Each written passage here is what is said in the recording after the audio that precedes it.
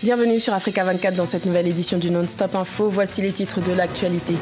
Vers la libéralisation du commerce au sein des BRICS, ce regroupement de 5 pays dont fait partie l'Afrique du Sud s'oriente vers un marché commun pour faciliter les échanges et la libre circulation des personnes. À la rencontre de l'artiste nigérian Hakim Onilogbo, en quelques années, il est devenu un maquilleur professionnel très prisé à Nollywood, notamment grâce à ses réalisations d'effets spéciaux. Et la capitale sénégalaise Dakar a accueilli la première édition de la lycéenne, un événement inédit 100% féminin en faveur de la pratique sportive régulière, notamment en milieu scolaire.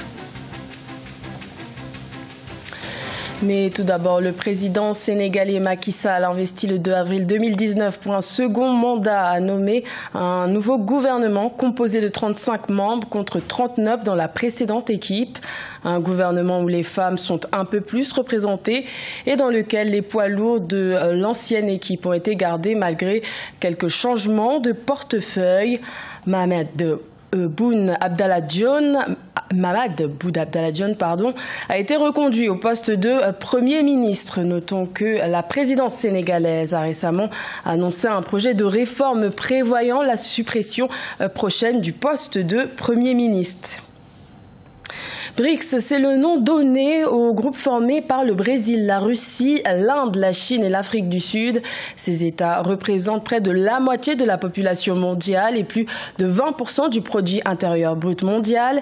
Les entrepreneurs de ces 5 pays étaient réunis dans la métropole sud-africaine, Johannesburg, pour la réunion annuelle du BRICS Business Council. Plus de détails avec Sharon Kamara. Vers une libre circulation des personnes au sein des BRICS, c'est en effet le souhait des entrepreneurs des pays membres. Sur le modèle de l'Union européenne, ce système permettrait de faciliter les échanges et la coopération au sein de cette zone économique. Ce qui a fait de l'Europe un tel succès, c'est le visa unique qu'il demande pour entrer en Europe. Mais le principal marché du tourisme en Europe est principalement les pays intra-européens. Et c'est ce que nous voulons réaliser avec nos pays membres des BRICS. Et pour passer de la parole à l'acte, un groupe de travail s'est réuni autour de la question lors de la réunion annuelle à mi-parcours du BRICS Business Council. Il s'agit de l'un des 9 groupes de travail du Conseil qui vise à traiter diverses questions, notamment les services financiers, l'économie verte, l'agriculture et les infrastructures. Généralement, dans les domaines de la mobilité de personnes, il y a les visas qui permettent aux hommes d'affaires de bonne foi d'avoir un accès facile aux pays BRICS. Et au-delà, la facilité de faire des affaires dans les pays, c'est une chose cruciale. Nous devons être en mesure de le faire de manière transparente. Les 5 pays des BRICS, que sont le Brésil, la Russie, l'Inde, la Chine et l'Afrique du Sud, représentent plus de 40% de la population mondiale.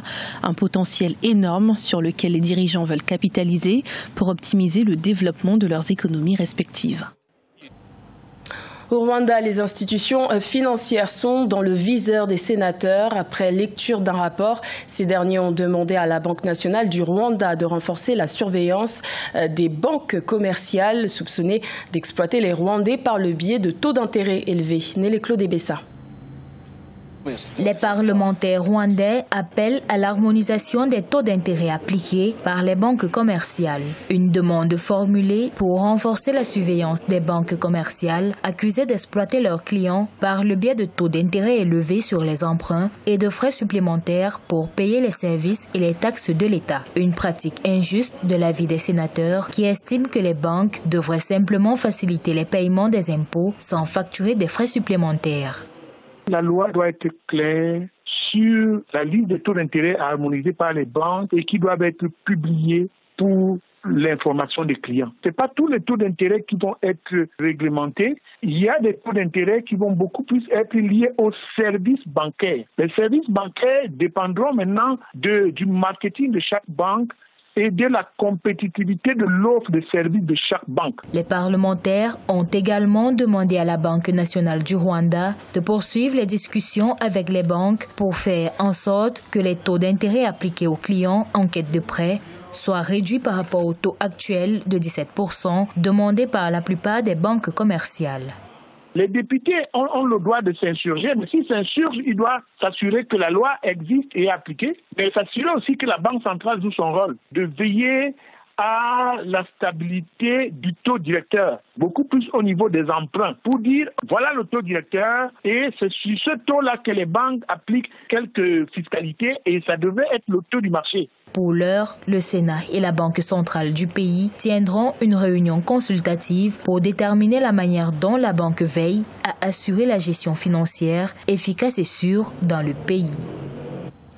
Également dans l'actualité, les exportations du bois camerounais vers la Chine ont connu une hausse de 33% en 2018. Mais malgré cela, elles ne représentent que 6% des achats de l'Empire du Milieu. La progression des importations du bois camerounais par la Chine en 2018 s'expliquerait par la souplesse de la réglementation chinoise en matière de traçabilité du bois. Notons que la filière bois est l'un des piliers de l'économie nationale camerounaise. À la rencontre de l'artiste Hakim Onilogbo, peintre de profession, il est devenu un maquilleur très prisé à Nollywood. Il est notamment très apprécié pour sa capacité à réaliser des effets spéciaux. Son portrait avec Sharon Kamara. À ses débuts, il rêvait d'être acteur et pourtant c'est dans le domaine du maquillage artistique qu'Hakim Onilogbo excelle aujourd'hui. Spécialiste des effets spéciaux, il est connu et très recherché à Nollywood, la deuxième plus grande industrie cinématographique au monde. D'un point de vue des effets spéciaux, c'est un angle qui peut améliorer la réalisation de films, même dans le monde entier, non seulement au Nigeria. Mais nous manquons de professionnalisme et de qualité.